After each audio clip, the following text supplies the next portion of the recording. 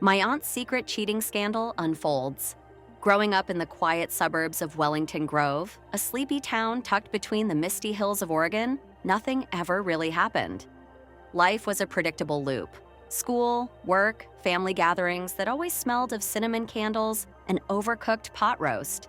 That was until one weekend changed everything I thought I knew about my family and myself. My Aunt Caroline had always been the queen of appearances. Her sprawling colonial house on Maple Hollow Drive looked like a magazine cover. Pristine white fences, roses trimmed to perfection, and not a single blade of grass out of place. She threw these lavish little get-togethers every few months, like clockwork, obsessed with maintaining her polished image. And I, the ever-obliging niece, always ended up helping with the setup. But something was different this time. Ever since a series of break-ins had rattled our town, weird ones too, like missing shoes, strange messages scrawled in lipstick on windows, Aunt Caroline had gotten paranoid. She didn't trust the local police to do much, so she went private. She hired her own security, a bodyguard. His name was Darren Shaw, and he was nothing like what you'd expect. No black suits or earpieces. He wore fitted denim jackets, dark boots, and a stare so piercing it could split a person open. Darren was stoic to a fault, never speaking unless spoken to, and even then, his answers were clipped, almost reluctant. If Caroline was porcelain, Darren was cold steel.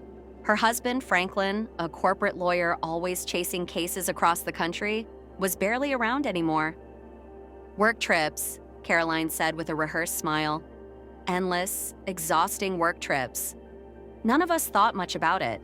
Or maybe we didn't want to think about it. The day of the gathering was unusually humid. Thunderclouds rolled in over the hills, casting long shadows over the perfectly manicured lawns.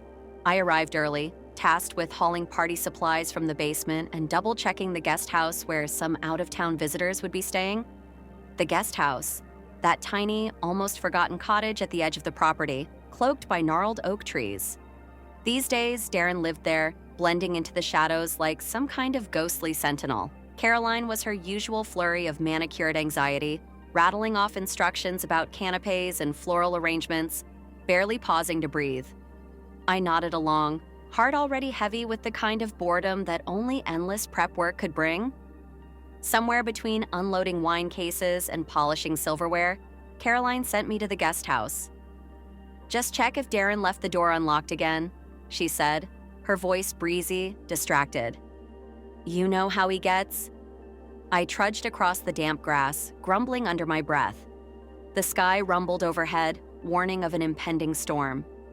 As I approached the guest house, something prickled at the back of my neck. A vague, intangible sense of wrongness. The door was slightly ajar. I should have knocked. I should have called out.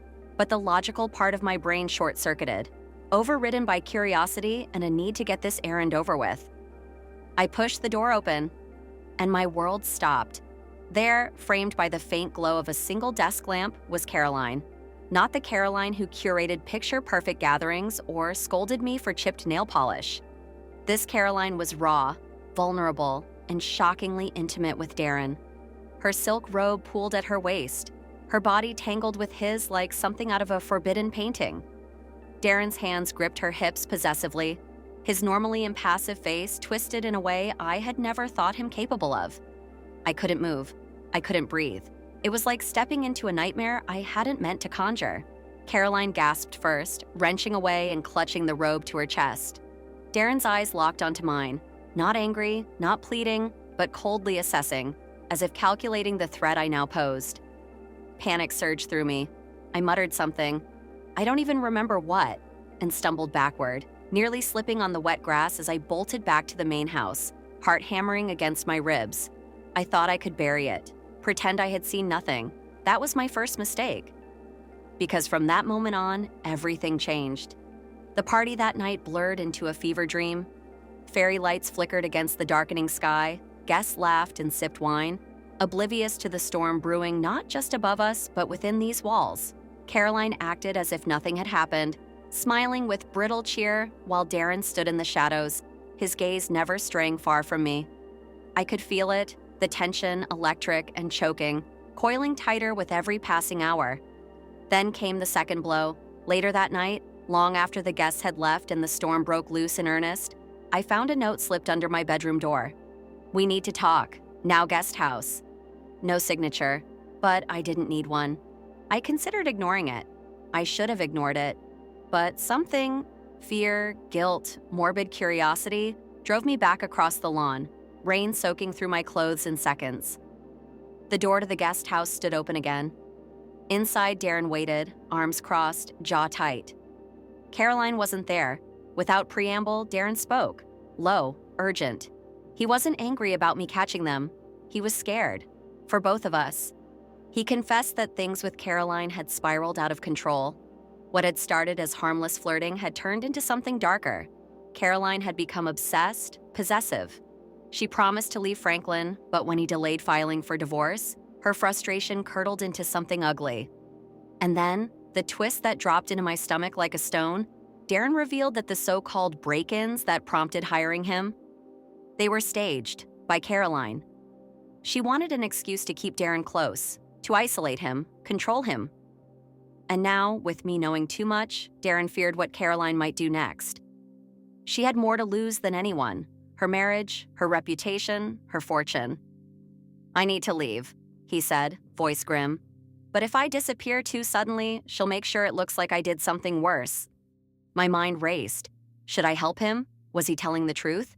Or was this just another layer of manipulation? Before I could answer, we both froze at the sound of footsteps outside. Caroline. Her shadow stretched long across the threshold, umbrella clutched in one hand, something gleaming in the other, a flash of metal under the lamplight. A small pistol. My blood turned to ice. She smiled. Not the warm, hostess smile everyone knew, but a thin, terrible smile that didn't reach her eyes. "I was hoping you'd come back," she said softly. The hours that followed blurred into a waking nightmare. Caroline didn't intend to shoot us. Not at first. She wanted leverage, control. She wanted to make me sign a statement saying I had misunderstood everything I saw, that Darren had attacked her, that she had fired him for inappropriate behavior. In exchange, she promised I'd be taken care of. Money, silence, a clean future. The more she talked, the clearer it became. Caroline wasn't desperate. She was dangerous. She was willing to burn everything to the ground to protect her version of reality. And Darren, I realized with a sick jolt, wasn't as innocent as he pretended to be either. He hadn't just fallen into Caroline's trap. He had used her obsession to his advantage, manipulating her for financial favors, cushy protection gigs, and more. I was trapped between two liars, two predators, and both of them needed me to stay quiet. In the end, it was the storm that saved me. A bolt of lightning struck a nearby tree, plunging the estate into sudden, total darkness. In the chaos, Darren lunged at Caroline, knocking the gun aside. I ran harder than I ever had in my life, through the mud, the rain, the howling wind, all the way back to the main house. I locked myself inside and called the only person I trusted, my older brother, Ethan. Within 20 minutes, he showed up with 2 off-duty sheriff's deputies he played poker with. By the time they reached the guest house, Caroline and Darren had vanished. All that remained was a broken lamp, a blood-streaked floorboard, and that dreadful little pistol lying forgotten in the mud outside. The aftermath was a slow-motion train wreck. Caroline claimed Darren had kidnapped her. Darren, when he was eventually found hiding out in an abandoned motel outside of town, spun a different tale of Caroline's madness, manipulation, and entrapment. Neither came out clean. Caroline's social empire crumbled. Franklin filed for divorce and moved to Miami. Darren took a plea deal for obstruction and quietly disappeared from public life. And me? I left Wellington Grove, started over 2 states away in Summerview, California, chasing a life that didn't smell like cinnamon candles and lies. But sometimes, late at night, when thunder growls low over the hills, I still dream of that night, of the door swinging open, of secrets laid bare, of the terrible realization that monsters don't always lurk in dark forests. Sometimes they live right next door. That's a tough situation, but I respect the poster for not ignoring the truth. Betrayal like this can't just be swept under the rug. Honestly, I think they're overreacting. It's awkward, sure, but it's not really their place to interfere. Some things are better left alone.